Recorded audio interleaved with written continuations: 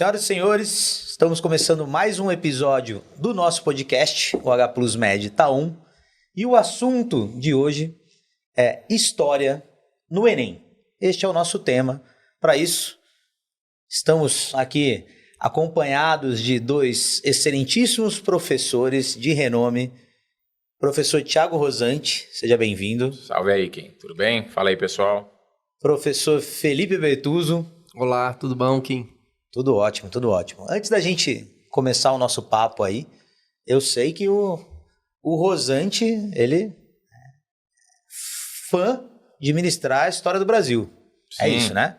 Sim, claro que a gente como historiador não escolhe muito, né? Mas podendo escolher, a história do Brasil é um xodozinho ali que eu tenho. Prefiro me sinto um pouco mais à vontade ali, Sim. Trabalhando com HB. E você, Felipe? É isso que o Rosante falou, né? A história do Brasil, história geral, são divisões didáticas, né? Na prática, eu tendo a pensar que cada assunto em si é único, assim. Então, tem assunto de história do Brasil que eu me sinto mais confortável, tem outros assuntos de história geral, para mim, tanto faz, assim. Depende muito da matéria em si, não necessariamente se é de Brasil, se é de geral. Se é de África, se é de América, depende. Sim. Não, show de bola. Se tratando da disciplina de vocês, da história no Enem, o que o aluno pode esperar dessa disciplina? Por favor, Rosante. Bom, história no Enem, a gente sofreu, aqui como professor de história, nos últimos anos, um baque bem grande, justamente por conta do perfil da prova ter sido alterado muito radicalmente. Então, a prova do Enem, ela tinha um perfil muito definido ali em história e a gente brincava que o aluno, para a prova do Enem, ele tinha que basicamente estudar a história do Brasil. Porque a história geral caía muito menos, era muito menos cobrado. A história do Brasil tinha uma incidência um pouco mais ampla.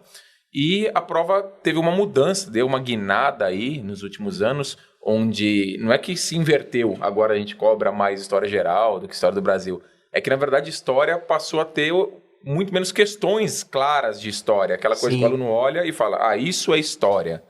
Então, a gente aí tem já uma dificuldade grande de fazer alguma previsão desse quadro do Enem. Em contrapartida, por cair menos questões claras de história, os temas que aparecem são muito clássicos.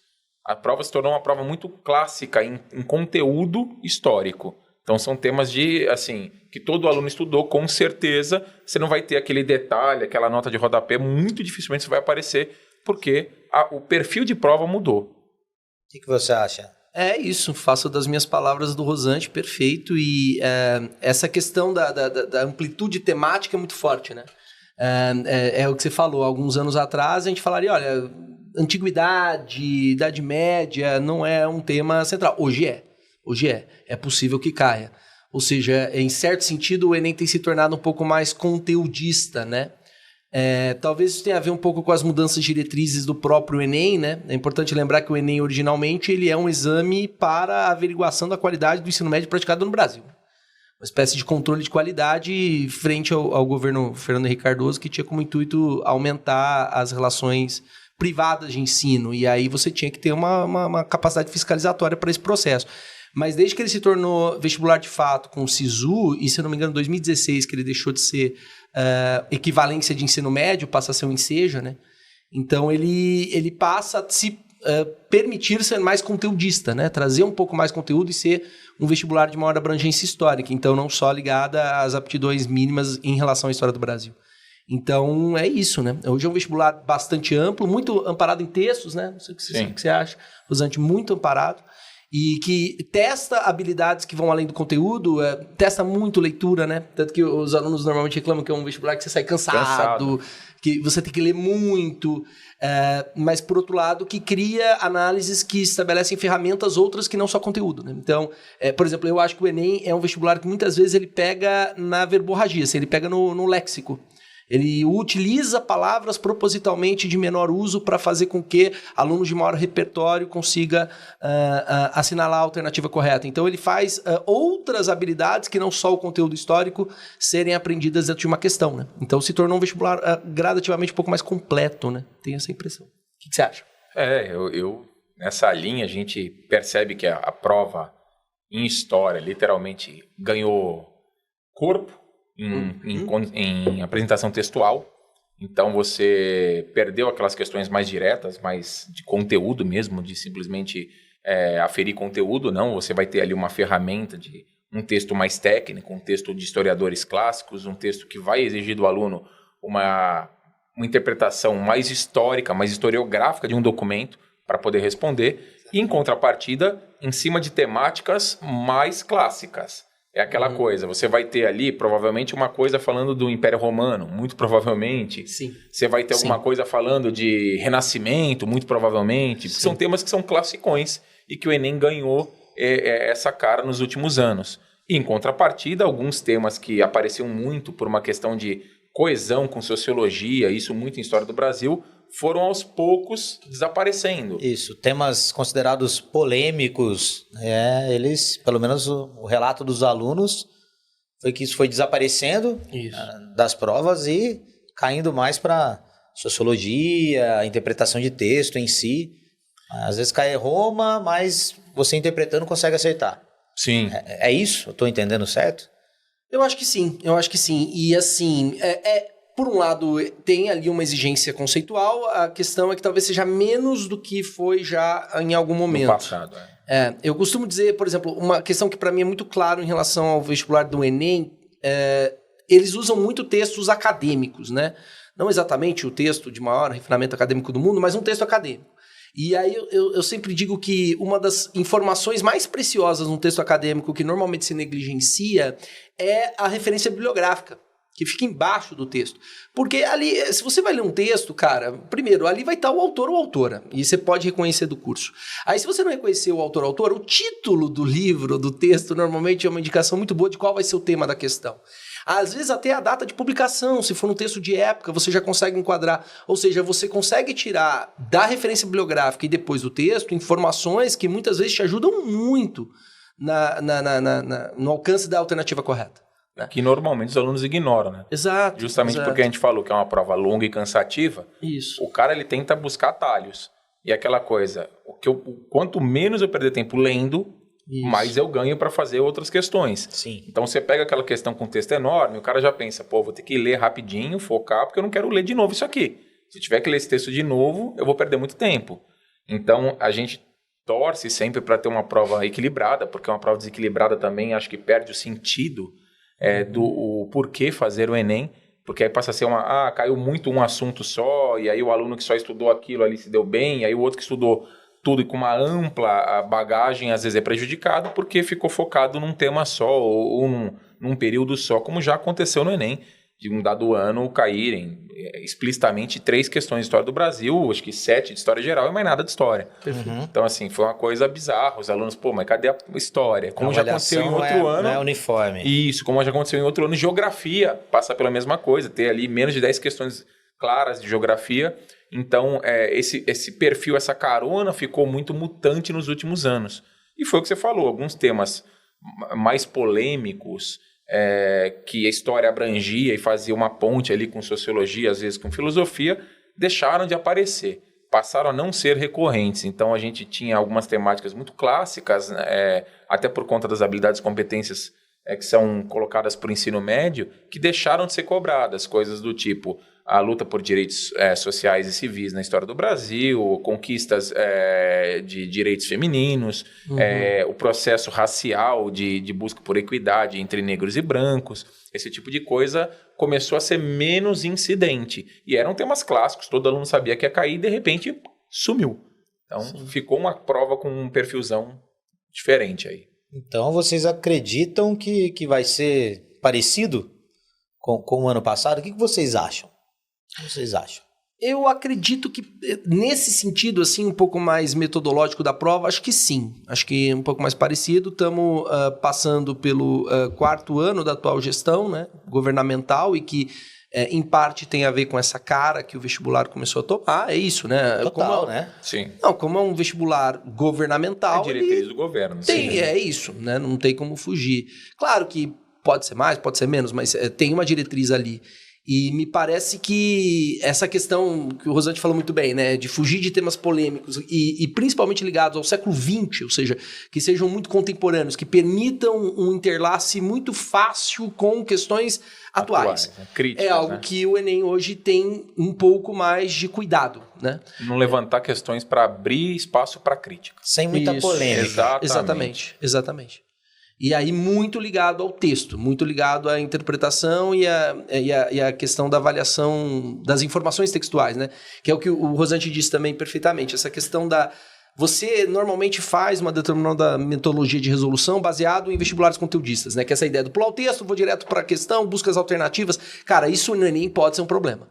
Porque num vestibular que está também avaliando ferramentas ligadas à leitura, pode ter ali aquela alternativa que conceitualmente não seja tão equivocada, mas não tem a ver com Não a tá premissa ligada no central do texto, texto. né? Não Você vai significa lá- que esteja errada, só não tem ligação com... Ela tem uma informação Tá errado. correta, mas a pergunta não quer saber aquela informação. Isso.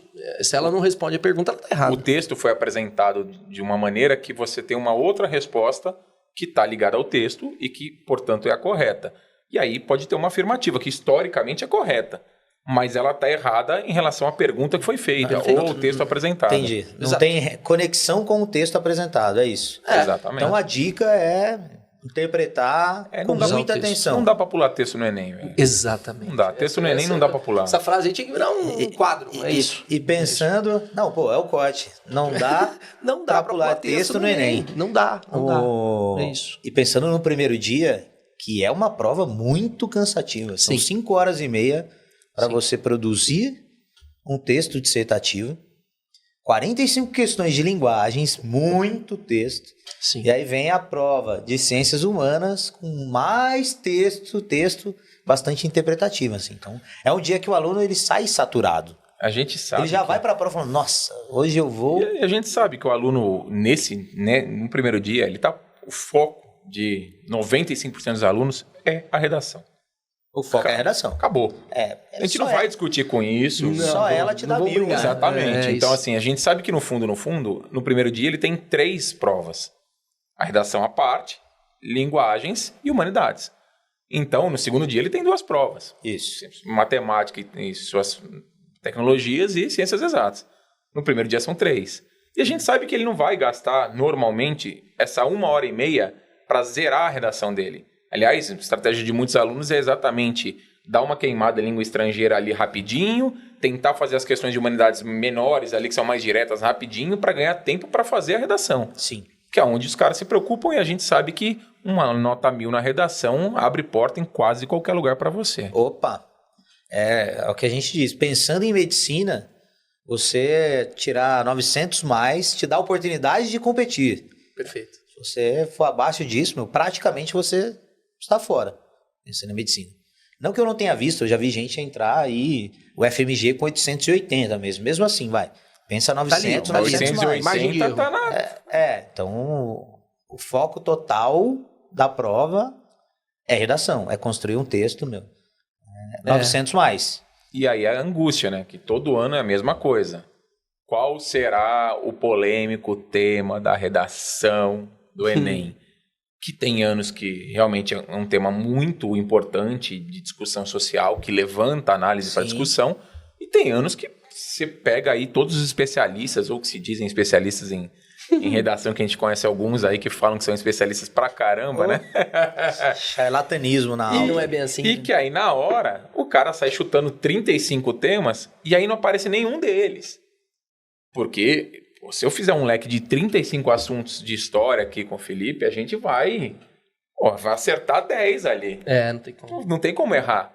Agora, na redação, você faz 35 temas e não cai nenhum, porque ou o tema está muito deslocado de uma realidade educacional, do que a redação pretende, que é levantar para o aluno uma questão de cotidiano, de dia a dia, de discussão de sociedade, ou o cara não tem nada de especialista. A pessoa treina aí 56 temas, em 56 semanas, mais os temas extras, e ainda no final ainda dá alguma dica ou outra. Pô, se não aceitar, né? Pelo menos ali pertinho. Tem que estar ligado, né? Alguma coisa tem que estar ligado. Isso, acessibilidade ao cinema. Pô, você trabalhou acessibilidade.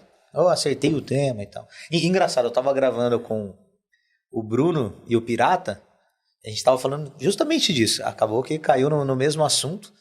E aí depois ele estava explicando a diferença, né? Redação Enem, redação VUNESP. Sim. E aí ele falou, poxa, a VUNESP gosta de temas atuais, eu andei lendo aquela questão do vape e tal. Olha. E aí ele falou e caiu na Albert Einstein. VUNESP, né? VUNESP. Então, assim, trabalhou, ele trabalha na área, ele estuda para isso. A chance dele, né, pelo menos... Tá pertinho ali, é muito grande, né? Então, mas você sempre vai encontrar. Aceitei os últimos 10 anos o tema da redação do Enem. Na internet, então, né? Não, então, eu acho que tem um pouco a ver com essa flexibilização que você tem que fazer em relação ao contexto específico de realização do Enem, né? Que é o que o Rosângela estava falando. Então, muitas vezes, na tentativa de entender um determinado conteúdo que pode cair, tanto na redação quanto nas humanidades, por exemplo, entender que hoje o Enem é um vestibular que tenta fugir de polêmicas, é importante para você refletir que tipo de tema vai cair, né? Porque às vezes você não faz essa adaptação, você não faz essa leitura, e você joga lá temas que você considera que são relevantes, que são importantes daquilo que discutiu o ano, mas o Enem não vai colocar aquilo porque ele vai tentar fugir de polêmicas muito grandes. Não só na prova de humanidades, na redação também. Sim, exato, nos dois. Exato. E mesmo os textos que dão base para linguagens. Você também vai fugir dessas questões de anúncios publicitários ou notícias de mídia que sejam ligadas a polêmicas ou a questões sociais muito incômodas à gestão que está no poder. Perfeito. Então, obviamente, você vai ter um molde de quem está no poder. Isso aí, a prova é do governo, como a gente falou. Então, o governo cria uma cara que é mais condizente com a ideologia que o governo tem. Então, agora, a gente tem um risco esse ano. A gente sabe que durante esses 4 anos de gestão ocorreram algumas mudanças e também ocorreram alguns atos de resistência dentro do INEP. Sim. E aí a gente corre, literalmente, um risco agora de ter ali, assim, é o último ano, né? É o último ano que eles vão usar um banco antigo de questões, né? Que já não tem muita questão sobrando. Já não tem muita questão sobrando, inédita. Então, é o último ano de uso dessas questões. Provavelmente, o que sobrou, questão mais polêmica que eles foram deixando para frente, porque não queriam colocar, e aí não tem mais de onde tirar agora, não dá para repetir questão, porque aluno que vai fazer Enem, um cara que estudou para medicina, certamente ele fez os últimos 10 anos de Enem certamente fácil, assim. Sim. Então o cara vai bater o olho na questão e falar, essa questão eu já vi, eu sei. Então é tranquilo, eles não vão fazer isso, e aí a gente corre, literalmente, um risco aí, não sei se é um risco, mas pode ter alguma surpresa, de aparecer uma ou outra questão ali que é mais polêmica, mas é uma ou outra, que eles foram deixando, e por não ter mais questão guardadinha no banco, vai ter que usar essa mesma, né? Não tem tu, vai tu mesmo. Exatamente. Né? E essa é uma das questões difíceis de ler em relação ao Enem, exatamente por essas dificuldades de conseguir estabelecer um processo estável, né? De conseguir fazer um ano que você consiga o INEP lá, fazer as questões. É possível que, é o que você falou, né, Rosângela, é a questão de trazer questões polêmicas que estavam lá guardadas, que eles estavam impedindo de serem colocados ou não queriam colocar. Pode acontecer algum tipo de repaginada, de pegar uma questão que caiu, mas em vez de cair daquela forma que o vestibulando olha e fala, não, dá ali uma pegadinha, faz ali uma mudancinha. Então, é um ano de fato que você tem razão, é um ano de mudança, né? É um ano de passagem. Pode ser que exista alguma coisa diferente, mas é o que você falou, uma ou duas questões, né? Porque o esqueleto do Enem, ele é aquilo, né? Você vai ter ali um conteúdo que precisa ser avaliado, vai ter muita força na interpretação de texto, é o que você falou da abrangência, vai ter uma questão de antiga, vai ter uma questão de medieval, vai ter Brasil Colônia. O Enem gosta muito de Brasil Colônia. Até porque não traz polêmica, né? Exato, não traz polêmica. Tá lá atrás na história do Brasil, aconteceu, ninguém vai discutir muito. Exato, e ainda protege o governo de qualquer tipo de crítica, porque lá no Brasil Colônia você pode falar numa questão de interação entre grupos multiétnicos no Brasil, você pode discutir questão do tráfico, questão formação da sociedade, tá tudo ali, né? Porque tá lá na colônia, né? Tá lá distante, é isso. Então, são temáticas que vão aparecer, né? E que protege, fazem né? parte... Qualquer governo, né, Felipe? De críticas, né? É isso. Porque você vai falar assim, isso aconteceu na colônia, a culpa não é minha. Aconteceu na colônia. É isso. Então você vai fazer uma crítica à sociedade atual, você pode buscar a raiz lá na colônia e falar, isso aqui acontece no Brasil desde a formação da sociedade na colônia. Sim. Ponto. Então você não vai abrir muita brecha para fazer uma crítica atual. Isso. Você vai estar fazendo um link e falar, isso já existe no Brasil há 500 anos. Mesmo que seja uma crítica atual, mas uma crítica longeva, né? Olha, ali é de um contexto, aqui é outro. Então, você, por um lado, se exime de qualquer crítica em relação a não falei de temas sociais, não falei de temas... Não, falei, olha lá no Brasil Colônia, tá lá. né? Olha lá, na chegada do europeu à América, o contato com as relações nativas, povos pré-colombianos, tá ali. Agora, por outro lado, você foge que temáticas, por exemplo, Era Vargas, né? Você pode ser um pouco mais sucinto se é que vai aparecer, porque, de fato, ali você já cria uma relação mais próxima do cotidiano. A gente sabe que nos últimos anos, né, alguns temas se tornaram tabus, assim, era certeza que não ia cair, como não apareceram. Pois é. Temas que sempre foram clássicos no Enem, que é a discussão do nazismo e fascismo, desapareceram. A questão em sociologia, muito da questão do Marx, mas numa análise do Marx pelo trabalho, a visão do Marx do trabalho deu uma diminuída. Você vai ter a questão da ditadura militar no Brasil, que desapareceu. Então, em contrapartida, em outros vestibulares, pipocou, né? Exato. Porque os caras sabiam, o Enem não vai cobrar, a gente cobra. Então, apareceu muito em alguns lugares que não era tão comum, e no Enem, que era comum, desapareceu. Perfeito. Meio que os outros vestibulares, poxa, seria o governo está indo numa linha, vamos em outra. Vamos engajar. Pela autonomia né, das provas, né? Autonomia de prova. Então, cada banca ali tem costume de adotar um certo perfil e seguia mais ou menos a temática ali. Algumas universidades maiores até seguiam muito proximamente os temas do Enem, não um molde de como é cobrado, mas a temática sim. E aí, de uns anos para cá, como a gente falou, deu uma mudada, uma guinada. Tem vestibular hoje que parece muito com o Enem, mas alguns grandes são completamente distintos, assim. Sim. E às vezes até alguns parecem mais em termos de forma, mas divergem muito em termos de conteúdo, né? Exato. Tem tipos de abordagem, é isso aí. Deixa eu perguntar uma coisa. Vocês disseram que hoje o Enem está bem mais interpretativo, né, que antes ele era temas polêmicos. Um problema que todo ano eu escuto na coordenação pedagógica.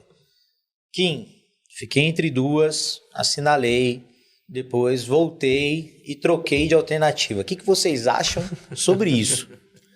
Dilema, né, mano? Isso aí... Aí volta e troca, não, segue o baile. O que vocês acham? Cara, eu sou a favor, assim, eu particularmente, quando eu fazia a prova, quando eu era bem novinho lá atrás, eu adotei pra mim, assim, a minha primeira leitura era a melhor leitura. É isso. Ponto. Então, assim, eu posso até reler o texto, mas naquele momento que eu tô fazendo a questão, a minha primeira leitura já me indica mais ou menos o que eu acho que é a mais correta. Eu posso ter uma dúvida, mas eu achava, eu tô mais nessa daqui. E no final da prova, você está com a mente cansada, você já leu um monte de texto, você já misturou um monte de assunto. A gente sabe aí, até o pessoal aí da neurociência explica, né, que você tem ali a parte do hemisfério do cérebro que vai trabalhar a leitura e outra parte mais racional. Então a gente tem 5 horas de um lado só ali, trabalhando exaustivamente. Uma hora você vai estar cansado, sua leitura não vai ser da mesma qualidade. Quando você volta para ler aquela questão lá do começo da prova, você trava, você não vai ter a mesma interpretação, você está bem exausto. E aí até o que é muito errado começa a parecer razoável. Sim.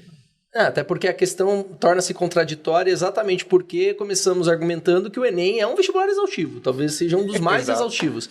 Ou seja, depois de um tempão de prova, lendo algo que nós estamos cada vez menos habituados a fazer, né? Principalmente a geração majoritária dos nossos vestibulandos e vestibulandas, que permanecer muito tempo concentrado, lendo, é algo que a gente faz cada vez menos, né? Então, é claro, o seu julgamento crítico, sua capacidade de identificar a alternativa correta vai se perdendo com o passar do tempo. Eu acho que, por exemplo, uma questão importante é que muitas vezes a primeira leitura acontece de forma rasa. Eu acho que isso deixa muita gente segura. E aí, por pressão do tempo, talvez, né? Exatamente por aquela relação que a gente estava discutindo em relação à abordagem conteudista. Então eu vou direto para a pergunta, vou direto para as alternativas, não identifiquei, corro para o texto para ler, estou com aquele negócio que eu preciso de 3 minutos por questão, então preciso lá fazer. E talvez a grande questão aí eu concordo totalmente com o Rosante, a sua primeira leitura tende a ser melhor. A questão é qualificar essa primeira leitura. Se fizer corretamente, né? Texto e depois pergunta, não o contrário. Exato. Né? Então, é essa ideia. Bate um olho ali na referência bibliográfica para ver se você já consegue identificar o tema no texto ou no nome do livro do texto que está sendo citado. Bate um olho na data de publicação ali rapidinho, se for um texto de época, 1789, cara. Isso já te permite chegar numa gama de temas, talvez no Brasil, talvez em geral, mas bem mais fechado do que uma leitura aberta. Então, quando você vai ler o texto, você já tem uma relação mais pragmática. Outra coisa que eu acho que é importante no vestibular com o Enem, como eles usam muito texto acadêmico. Texto acadêmico é uma tese, né? existe ali uma posição por parte do autor ou da autora. Normalmente os nossos vestibulandos, eles olham para o texto, eles querem identificar tema.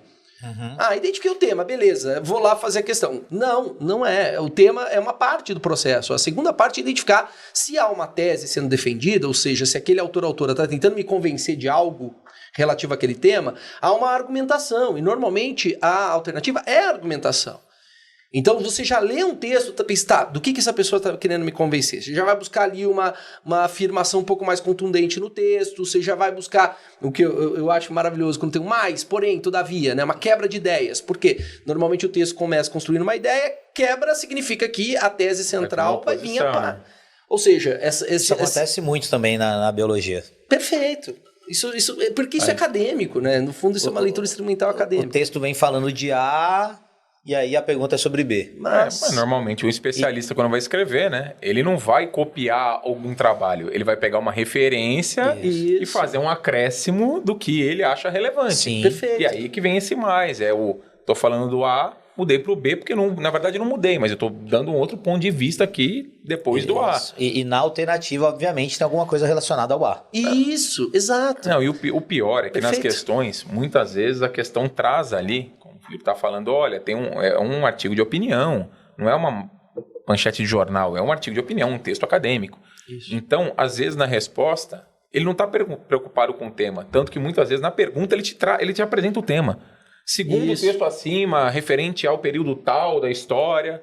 Então, ele já o tema está aí, ó, pronto, você queria saber, eu te dei. Eu quero saber a sua interpretação da posição do autor do texto. Sim. Então, assim, é isso que você tem que buscar, não qual o tema. É uma leitura correta.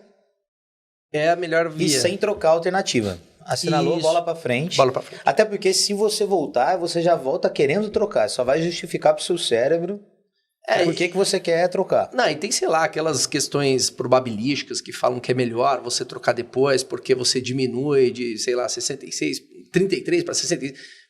Eu confesso que eu não sei absolutamente nada sobre isso. E me parece que é o que o Rosante falou. No fundo, você está sendo contraprodutivo, porque você está tirando o momento em que você tinha melhor capacidade de identificação de lado para se colocar no momento que você está mais nervoso, mais cansado, em maior desespero. E a gente tem, né, Felipe, a questão ainda pro Enem, dos alunos que tentam durante a prova descobrir qual questão é fácil, qual é média e qual é difícil. Aí o cara que aprende a fazer o degrauzinho e vai falar, bom, não posso errar a questão fácil porque o TRI vai me matar. Então, preciso acertar as fáceis. Perfeito. Beleza, fácil, normalmente o cara que estudou melhorzinho, bate o olho e sabe. Agora, para você diferenciar uma questão média para uma difícil, é muito complexo. Sim. E você tá ali perdendo tempo fazendo isso. Você tá perdendo tempo fazendo isso, exatamente. E aí você fala, eu acho que essa é difícil, eu vou deixar pro fim, porque eu vou ler por último, porque se eu faltar tempo, pelo menos eu perdi uma difícil. E aí o cara vai deixando, só que ele vai fazendo esse filtro e ele não percebe que nesse filtro ele tá perdendo tempo. Nesse filtro tá ficando muita questão para trás, ele vai se embolar totalmente. Então, esse é um risco. Isso é uma coisa que a gente não recomenda, pelo menos eu acho, assim, suicídio. Também. Assim, sobrou uma questão que eu não consegui entender, é uma questão que você pegou matemática, isso nos últimos anos ficou muito claro ali na filosofia e na sociologia, porque tiveram ali alguns textos com muito peso mesmo de leitura, um embasamento filosófico muito pesado, não era uma questão muito simples. Aí o aluno batia o olho e falava, bom, isso aqui é difícil, isso aqui não vou parar agora, tal. Mas é uma outra questão que você vai identificar de cara. Sim. Em história é muito difícil você bater o olho e falar assim, não, essa questão é a difícil, essa é a média. Foi o que eu falei, talvez você identifique fácil, mas a média difícil não.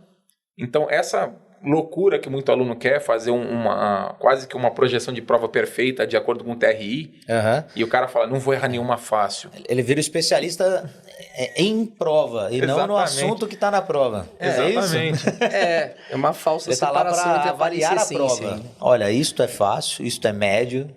E aí, na hora de resolver, você queimou 1 minuto de 3. Isso. E uma questão que vai te demandar ali uma leitura já de 2 minutos, você faz o quê? E pensando em medicina, então... então, e isso no Ciências humanas ali, tem que bater 40 a mais, sem sombra de dúvida. Não é onde o cara normalmente perde ponto, né? Não é. E esse tipo de perda de tempo, ele é muito tentador no começo da prova, né? Exatamente porque a gente vai perdendo o costume de ficar tanto tempo concentrado numa coisa só. Você fala, você olha para a primeira hora de prova, nossa, tem mais um tempão ainda, deixa eu fazer aqui, fazer um escalonamento, né, desse tipo. Aí você começa a ser traído. É isso. O que vale mais é uma leitura atenta, nesse sentido metodológico. Por exemplo, uma coisa, Rosante, que eu acho que às vezes eu ouço de alunos que eu fico, mano, estupefato.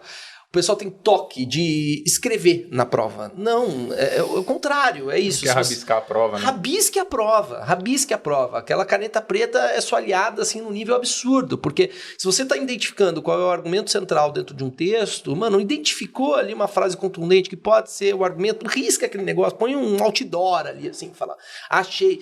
Porque aí você vai chegar nas alternativas, você já vai ter uma leitura um pouco mais fácil, voltar ao texto para tentar ver qualquer tipo de leitura, já fica mais direcionada, porque você rabiscou ali, grifou já a parte certa. A parte central, né? Exato, cara. Então, esse tipo de... uma leitura bem feita vale muito mais a pena do que várias leituras. Muito mais. É minha posição. Pô, excelente dica. Espero que eles... Também vou pôr essa no quadro, essa frase. Muito boa, muito boa. Deixa eu perguntar uma coisa para vocês. Estava pensando aqui enquanto vocês estavam falando. Estamos na semana pré-prova. O que ainda dá tempo de um aluno ver? Bom, eu imagino que se o aluno não viu nada, vai dar muito tempo, né? Ou tempo de fazer muita coisa. Mas aquele aluno que se preparou, o que ele deve fazer aí nessa semana e no sábado, por exemplo? O que vocês acham? Bom, o que vocês recomendam para os alunos de vocês? Eu sempre dou uma dica final ali para o Enem, que é uma prova que tem um perfil diferente, porque a gente fala que em história, quando eles apresentam ali a questão mais clara de história geral, ainda vem mais ou menos por período, mas durante um tempo ali em história do Brasil era muito mais fácil o aluno estudar por aspectos sociais, econômicos e políticos do que qualquer outra coisa de divisão, porque às vezes mesclava. E uma coisa que está na base, que tem que ser cobrada e tem que aparecer uma questão sobre isso e muitos alunos ignoram, que é a questão das heranças culturais que o país tem e que gera. E o aluno normalmente fala, mas isso eu nunca vejo em aula nenhuma, porque nos cursos normalmente a gente não tem uma aula de heranças culturais ou qualquer tipo de festa típica, tradicional. E o Enem sempre cobra culinária ou algum tipo de artesanato ou algum tipo de dança típica. E o aluno não sabe nem muito onde buscar. Então, o aluno pode dar uma pesquisada, esse cara que já está bem embasado, aí ele pode, para não perder nem essa, para não ficar ali à mercê da sorte, porque às vezes cai uma coisa que ele domina, pô, essa festa típica aqui eu sei de onde é tal, e às vezes cai uma coisa que ele nunca ouviu falar. Sim. Fala assim, mano, não sei de onde é essa tradição aqui, no X, não tem ideia. Então, para o cara correr menos risco, dá uma olhadinha no site do IFAM, tá? E aí lá vai ter toda uma lista do que é patrimônio material e imaterial. Isso já dá para não dar uma filtrada ali. Não é nem para ficar bitolado, não. É para ele bater o olho mesmo. Não é para ler a fundo cada um, é bater o olho para ele não ser pego de surpresa, para aparecer ali já foi questão, né? Patrimônio não sei o que aqui do Brasil, tá, pô, dá uma olhada, já caiu questão do... Você que é um bom mineiro, pão de queijo como patrimônio, a panela de barro no Espírito Santo, a cerâmica marajoara, as rendeiras no Ceará, tudo isso já foi questão do Enem. Então, o aluno normalmente que não, literalmente está numa região que não tem contato direto com essas regiões, por vezes vai falar, mas não sabia que isso aqui era de lá, como que eu vou saber? Falei, realmente, aí é uma falha às vezes do próprio ensino médio que não trabalha isso, fica meio que na obscuridade, e aí chega na prova, aparece, o cara fala, pô, nunca ia ter ideia disso. Então a dica tá aí, dá uma olhadinha no site do IFAM, vai lá, vê o que é patrimônio material e imaterial, vê o que o Brasil considera como festa típica, tradicional, o que é culinária típica, o que é considerado um patrimônio nacional ali, para você bateu na prova, apareceu, você não vai tomar aquele susto, não é aquela questão de desespero. Então, e a gente sabe que para um cara de medicina, uma questão... faz toda a diferença. Faz toda a diferença. Você, Felipe, estuda mais, estuda menos? Eu vou para essa linha. Eu parto do pressuposto que no dia anterior, e isso tá na dica do Rosante, não é o momento de você se debruçar ali no estudo de forma exaustiva. Resumão não adianta mais, né? De novo, a gente acabou de argumentar que você tem que ter uma saúde mental ali boa para conseguir fazer a prova. Não é o momento de você... se exaurir. Agora, essa dica do IFAM é muito boa mesmo, Rosante. Eu acho que, assim, às vezes uma revisão um pouco mais geral do tema também é importante. Então, mesmo que seja uma folhada, assim, sabe? para você fazer algumas conexões imagéticas que você fez ao longo do curso. Tá, a primeira aula foi formação do Reino de Portugal, chegada do Europeu à América. Segunda, povos pré-colombianos. Então dá uma passadinha, assim, só para você aquecer um pouquinho coisas que você foi trabalhando. Essa dica do Rosante é maravilhosa, inclusive para estabelecer filtros nesse olhar. Então, para o Enem, ficar muito atento a temáticas socioculturais que são trabalhadas ao longo do tempo, né? O Enem, ele tem uma tendência, por exemplo, em Brasil colonial e imperial, não sei se você concorda comigo, Rosante, qualquer coisa, por favor, me interceda. Imagina. Mas ele tem uma tendência a ter alguma busca por temáticas que misturam elementos socioculturais com economia. Na colônia é fortíssimo. Muito forte, né? Fortíssimo. Status das relações sociais, formas de constituir maneira de diferenciação, né? Penso muito no livro da Laura de Melo Souza, nos Classificados do Ouro, né? O uso da cultura como forma de construção de um arquétipo social, às vezes mascarar um declínio econômico. Entrando mais no 19 e 20, uma relação com a política mais forte, né? Então, sem assuntos controversos, mas uma temática social ali na República Oligárquica, ou seja, dá focos específicos dentro desse processo revisional, mas é isso, muito light, assim, muito de boa. Me parece que não é mais o momento de você acabar com a sua saúde mental, acho que é o contrário. Sábado não é dia, né? Isso que o Felipe tá falando é até sexta-feira. Sabadão, pré-prova, meu. Sabadão, o dia do nada. É o dia do nada. É o dia do, assim, faz o que você quiser pra desestressar. Cada um tem uma atividade. Claro, só não vai encher sua cara, né?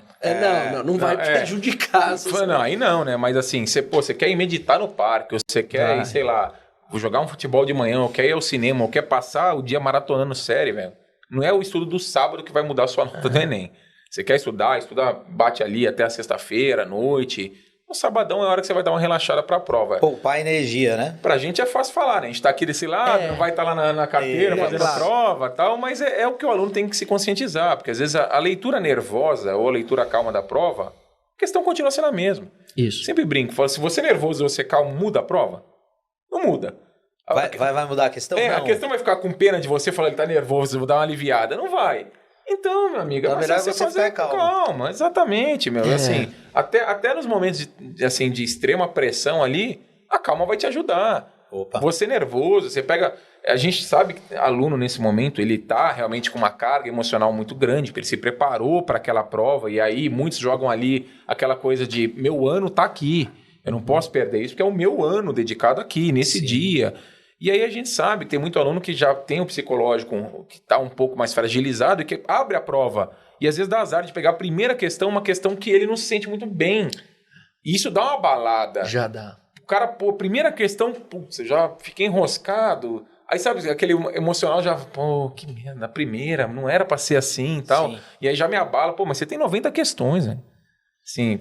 Você quer acertar todas, assim, de bater o olho e falar, essa eu sei, essa eu sei, essa eu sei? Pô, se a gente achar um cara assim, perfeito. Mas a gente não acha um aluno assim. Não. A prova é cansativa, muitas vezes ele vai errar. Todos os aprovados nas melhores não são assim. Exatamente, o cara vai errar. E ele tem que saber trabalhar, inclusive, isso. Essa questão, eu sei que eu tô com dificuldade, que provavelmente lá na frente, no final da prova, se eu voltar para ela, eu vou continuar com dificuldade. Sim. Mas ela não pode afetar a minha leitura das outras. Aceitar o erro. Sim. Você errará, sem sombra de dúvida. Ninguém gabaritou. Pelo menos eu não conheço ninguém que gabaritou linguagens humanas ali. Difícil. Um dia só eu não conheço. Não conheço, acho que não teve. Até porque... Não será você. Não, até porque história... Uma vez uma professora da Unicamp me disse isso, embora eu não tenha feito Unicamp, mas estava na Unicamp por uma questão, e ela me disse, história é repertório. Ela estava, na verdade, querendo criticar o meu orientador de mestrado, que, segundo ela, só fazia reflexões materialistas e não tinha muito repertório técnico. E, em parte, ela tem razão, assim, porque, de fato, a abrangência, em termos de conteúdo da história, é muito grande, é muito vasta, né? Às vezes o pessoal da ciência da natureza e afim não se compreende, né, Rosante? A quantidade de temas e possibilidades que a história permite. Então, no sábado anterior... Por isso que é tão difícil terminar o conteúdo. Não, nem me fale disso. Isso aí... aquela coisa, a gente termina sempre apertado e aí, nessa época do ano... Tem aluno que vem perguntar assim, o que você recomenda que eu estude? A amplitude é tão vasta que você fala, se eu for leviano de falar, estuda isso, e aí não aparece, o cara ainda vai achar que eu fiz ele perder tempo. Sim. Então é muito complicado pra gente pegar ali e falar assim, ó, no geral, dá mais foco nisso. A gente sabe aqui que o Enem tem temas que corriqueiramente aparecem. Mas a gente não tem como garantir. Até porque se a gente tivesse como garantir, parceiro, pô, a gente já tá muito rico, né? Opa, com toda certeza. E mesmo dentro de um tema, né, cara? Porque as análises elas são de variáveis infinitas, assim. Vai cair século XIV. Meu, é um século. É um século. De leve, na né? verdade, o que vai cair dentro de um século? Século bom pra falar 19, né? Que não tem quase nada que acontece. Nada. Tem as coisas mais importantes. Mais importantes pra quem? A gente vive uma revolução historiográfica. Se a gente puxar dos análises desde da década de 20, puxar da década de 70, a nova história, que considera que toda história é importante, todos nós somos importantes, tudo é história.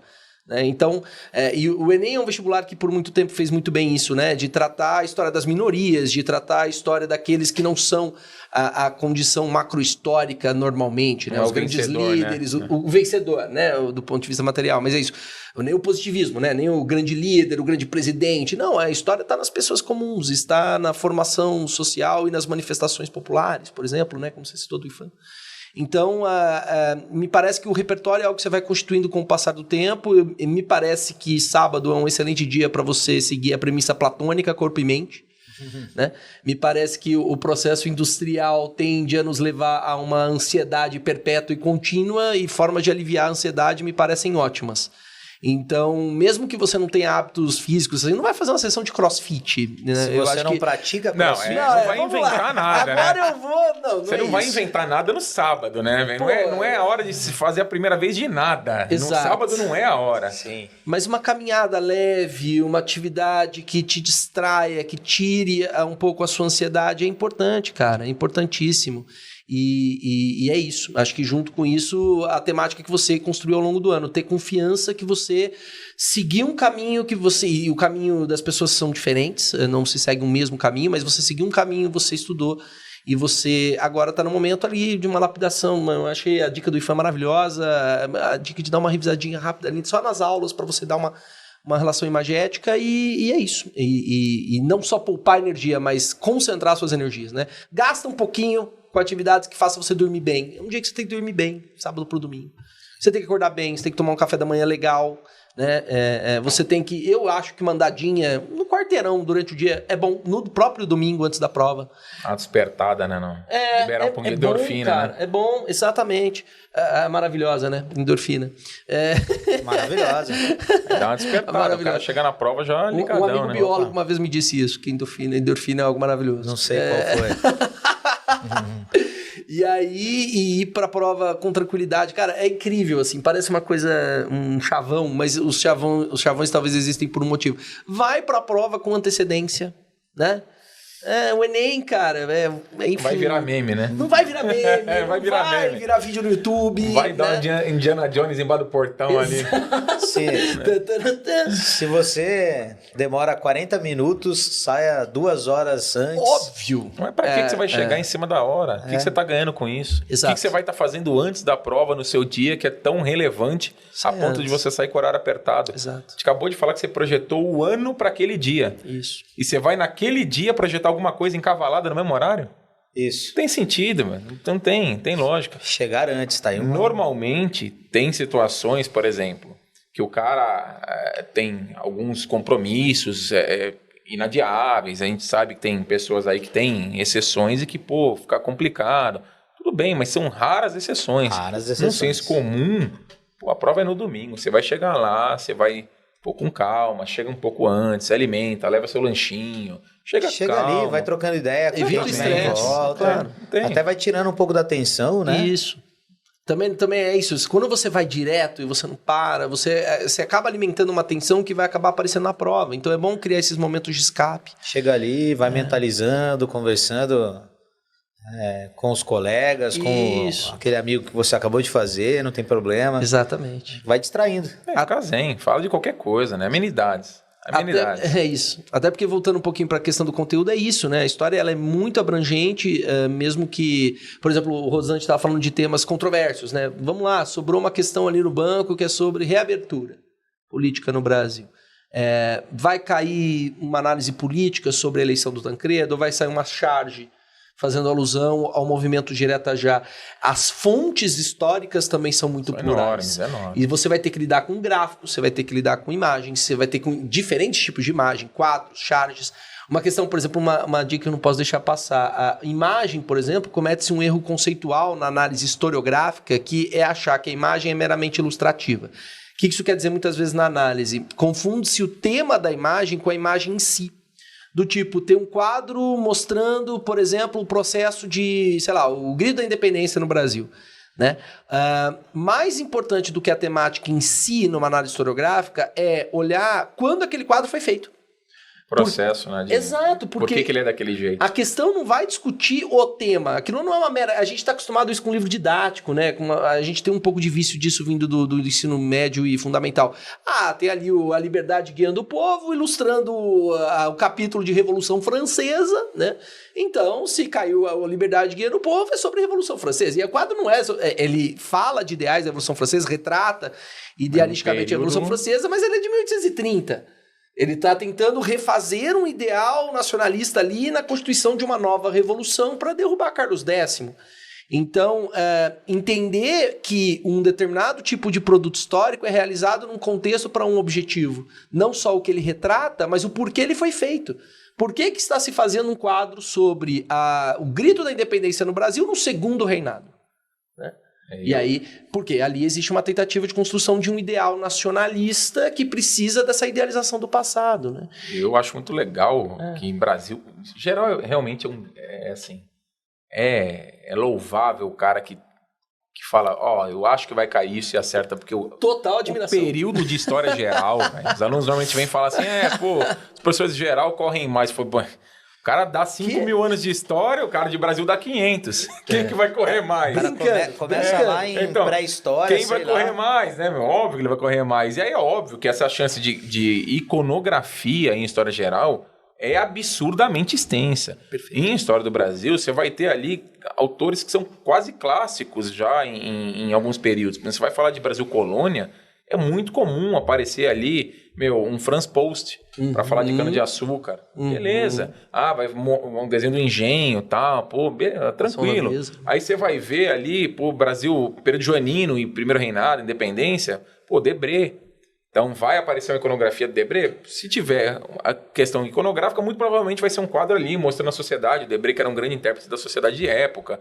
Então, você já começa a ter ali, você vai ter o final ali do segundo reinado, você vai ter ali alguma charge do Ângelo Agostini, que vai trazer ali a crítica ao império, questão abolicionista. Então, você tem tudo isso aí já muito definido em história do Brasil. Não tem muita fonte para você buscar inovar. As de época, pelo menos, não. Você pode, obviamente, refazer uma releitura com uma charge atual, mas para a época você tem isso definido. Em história geral é muito mais complicado. Então, assim, normalmente quando eles têm cobrado, tem aparecido em Renascimento, uma coisa ou outra ali de imagem, né? Ou aquela charge clássica da Revolução Francesa, né? Do terceiro estado segurando exatamente. O primeiro e o segundo. Mas é o que você falou, a abrangência. E vamos lembrar que a gente vive num mundo em que a perspectiva eurocêntrica está sendo discutida de forma mais contundente. Então, falar em história geral, por muito tempo foi falar em história da Europa. Hoje não é. Né? Hoje é falar em África, hoje é falar em Ásia. Por mais que a gente tenha limites aqui dentro da historiografia brasileira, esses são temas que têm aparecido. E a África é o tipo de questão que derruba, né? Caiu na Unicamp. É o tipo de questão que derruba. Então, o aluno normalmente ele banaliza esse estudo, ele deixa de lado, e aí quando ele vai se dar conta ali nas vésperas da prova, ele fala, agora ferrou. Isso. Assim, porque não é estudar o imperialismo ou a escravidão. Isso aí está inserido na cultura europeia, na história europeia. É estudar a África pela visão da África. Perfeito. E aí é um processo de estudo completamente diferente. Então, assim, é um possível foco, é um possível ponto de discussão aí que talvez apareça. Essa revisão aí da história como uma história global realmente, não uma história eurocêntrica, ela é um movimento que já vem acontecendo. Então... Pensando nos outros vestibulares aí, tem acontecido bastante. Né? Isso despenca, né? A história da África tem despencado nos grandes vestibulares, tem aparecido muito, né? E essa perspectiva interna que você falou, né? Por exemplo, ano passado caiu na Unicamp uma questão sobre a rainha Nzinga, né? O Ginga, como ela é normalmente trabalhada nas fontes portuguesas, que trata das questões e discussões internas na África frente à relação com o tráfico transatlântico. né? Então, é isso, né? A gente está tão acostumado a olhar o tráfico sob a nossa perspectiva que a gente esquece de compreender como a África, de alguma forma, foi resultado dessa interação e, ao mesmo tempo, formou essa interação, né? Quais são as consequências, quais são as causas do tráfico dentro da África. E aí vem a Unicamp e pede. Não que o Enem, assim, vá pedir com o mesmo rigor conceitual de uma Unicamp, mas pode pedir, né? E aí lembrar que existem impérios africanos, existem relações comerciais, seja pelo aprofundamento do Islã desde o século VII no norte da África, estabelecendo mais facilidade nas transações do Saara para o subsaariano, seja as relações desenvolvidas pela expansão do povo banto, ou pelo menos da árvore genealógica banto, né? Nas regiões subsaarianas, ou seja, essas relações elas são hoje importantes, elas são tratadas, né?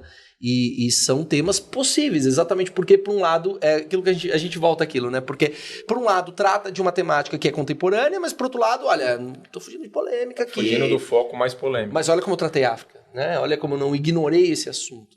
Então, esse tipo de abrangência é importante hoje em dia. E vale, assim, um olhar especial, de leve, para não só para o Enem, para quase todos os grandes vestibulares, para lançamentos e revisões de alguns temas que grandes autores ou autores renomados do país estão fazendo. Exato. E aí a gente tem aí, há 3, 4 anos, o Laurentino lançando a trilogia de escravidão aí, que dá, principalmente o primeiro volume, que traz um foco todo numa escravidão antes do Brasil. Uma relação de construção de poder na África com a Europa, numa relação não de submissão da África, mas de igualdade de poderio. Então, assim, haviam reinos africanos tão poderosos quanto os europeus e que ganharam muito ou mais com a escravização de alguns grupos. Então, esse tipo de processo, esse tipo de texto, a gente não está querendo que o aluno vá, compre o livro e vá ler, mas que ele consiga ler um trecho que possa aparecer desse tipo de leitura, de escrita, e entender que a África não é a área a ser explorada apenas, porque ele não pode entender a África como um grande conjunto de gente homogênea. Sim. Que é uma visão antiga, né, europeia. Na África todo mundo era igual ali, um monte de tribinho e tal, e a gente sem complexidade, não tem muito desenvolvimento. O negócio era bem diferente. Sim. Então essa revisão está acontecendo e às vezes pode aparecer esse tipo de texto, que incomoda o aluno porque ele não está acostumado. Normalmente não vai ser um texto que vai matar ele se ele ler com calma, se ele interpretar. Isso. Mas a leitura choca, porque tira ele da zona de conforto. Tira a zona de conforto. Então ele fica, mas... É quase igual na biologia. Tem um nome científico o qual o professor nunca havia dito. Pronto. E apareceu para mim e eu não sei sobre isso. A pergunta não é sobre aquilo. Isso. Mas tem lá um tema que ele não consegue saber de onde veio. Perguntou a fisiologia do Pokémon. Não quer saber do Pokémon em si, né? E o choque se torna pior que a questão. Porque é isso. Se ele fizesse essa abordagem metodológica que a gente trabalhou aqui ao longo da nossa reunião, da nossa sala dos professores. Sala dos professores. Ele conseguiria estabelecer que, como a gente disse, né, história é repertório, tem muita temática. Agora, vai ter a ver com coisas que você trabalhou ao longo do ano, mas não necessariamente será exatamente aquilo, né? E aí o seu trabalho vai ser fazer essa contraposição da fonte que apareceu para você e ao mesmo tempo do que você trabalhou. Se você se desespera no primeiro momento, eu nunca vi isso aqui acontecer. Aí a sua chance de conseguir fazer essa ponte fica cada vez melhor. Eu sei que acontece com você em biologia, acontece em outras matérias, com a gente também acontece. De pós-prova, o aluno vir e fala assim, professor, caiu um negócio que você falou igualzinho na sala. Aí a gente vai olhar, não é igualzinho. Não é. Mas a gente trabalhou ali, passando alguma coisa. Isso. E aí o aluno nem percebeu que ele já fez a conexão. Perfeito. Ele pegou a base que a gente construiu ali com ele e ele conseguiu sozinho inferir a ponto de chegar ali e falar, nossa, você falou disso na sala. Falou, mas nunca falei assim. Você fez a conexão certa e chegou nisso. Perfeito. Mas é um processo de construção. O aluno nem percebe o quanto ele avançou ali no processo de aprendizado. E isso acontece muito. Aluno é muito assim, né? Se ele tá muito bom, ele, poxa, professor, você me fez tudo. Ou se ele foi muito bem, ele fala, poxa, não sei não. Essa prova deve ter sido fácil. É alguma pegadinha, né? Não é que eu tô muito bem, não. Tá muito fácil. Isso, não é que eu estou muito bem. Foi a prova que foi fácil. Todo mundo deve ter ido muito bem. Aluno tem... uma insegurança que vai aparecer de alguma forma, né? Isso. Eu pessoalmente, eu prefiro que apareça dessa forma do que, foi muito bem, né? Porque eu mandei demais, essa prova tava muito fácil. Não. Sim, que seja, Pelo menos tá humilde aí. Nessa hora a humildade é melhor, né? Melhor, porque a melhor. arrogância depois Até você pra não pode afetar as cair. próximas, né? Isso. Bom, Exatamente. pessoas, estamos encerrando. Queria agradecer a presença de vocês. Puxa, muito obrigado. Muito Kim. obrigado. Espero que vocês tenham gostado e saibam que vocês já estão convidados para as dicas, orientações aí dos próximos processos seletivos. Espero que vocês aceitem. Tamo Já junto. tá aceitado, né? Tamo aí, mano. Espero que Sem erro. todos que estão nos ouvindo e nos vendo tenham gostado também, assim como nós, e que tenham, né, um ótimo desempenho no Enem.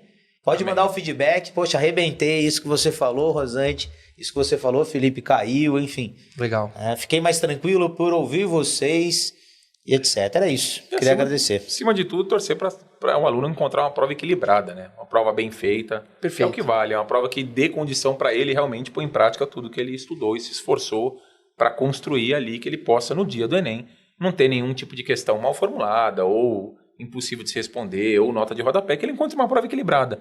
Ele acertando mais ou menos, mas que a prova seja bem feita para dar condição para ele desenvolver o máximo que ele puder ali. Perfeito. Uma boa prova para todo mundo, né? Que os caras tenham ali um desempenho satisfatório para que eles possam realizar o sonho deles aí. Perfeito. Que estejam na competição, né? É isso. No fundo, o que a gente deseja é isso. Sempre uma prova, como você disse, equilibrada, uma prova que faça essas múltiplas averiguações, né? Os alunos às vezes ficam bravos, assim, tem que ler um texto, depois tem que interpretar uma imagem, uma iconografia. É isso. Eu acho que um vestibular abrangente quer, dentro das suas instituições universitárias, alunos abrangentes, né? E a gente tem certeza que os alunos estão se preparando para isso, né? Se tornando cada vez mais aptos a um conhecimento elástico. Então, que a prova meça isso, né? Que a prova permita eles exercerem o máximo do potencial deles. Façam uma excelente prova, descansem, isso é sempre muito importante. E é isso. Boa. Muito obrigado mais uma vez. Espero que, né, todos os alunos arrebentem, sejam alunos do H Plus ou não. Claro. Em nome de toda Todos a aqueles que equipe estão nos do ouvindo. H Plus, a gente deseja que todo mundo alcance o seu objetivo aí. Perfeito. Exato. Valeu, até o Exatamente. próximo episódio. Beijo, tchau. Até mais, senhores.